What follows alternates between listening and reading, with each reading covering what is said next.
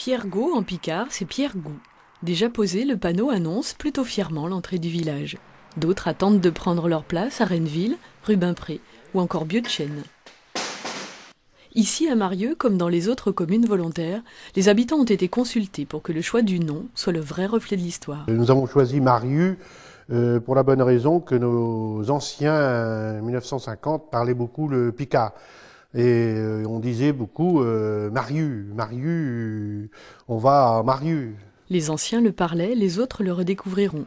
Une quinzaine de communes le long de la départementale 11, la 23 dans le canton de Moreuil, pour une première phase. D'autres peut-être suivront. Et c'est une opération que nous avons menée pour affirmer un peu notre picarditude, c'est-à-dire notre attachement à la Picardie, à la langue picarde, à la culture picarde, et de montrer en quelque sorte le particularisme picard dans un monde qui a tendance à s'uniformiser, à se banaliser.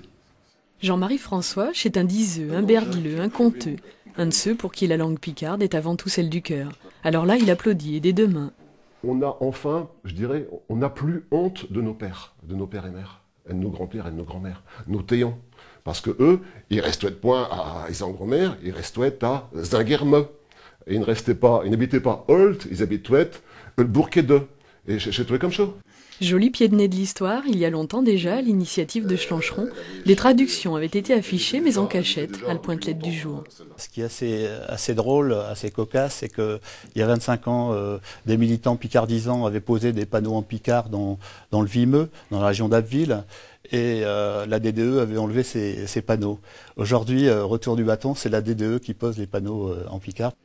En tout cas, un bieux potieux, un picard, un fitchel, un trait d'un tchopoï, ça peut faire des envieux.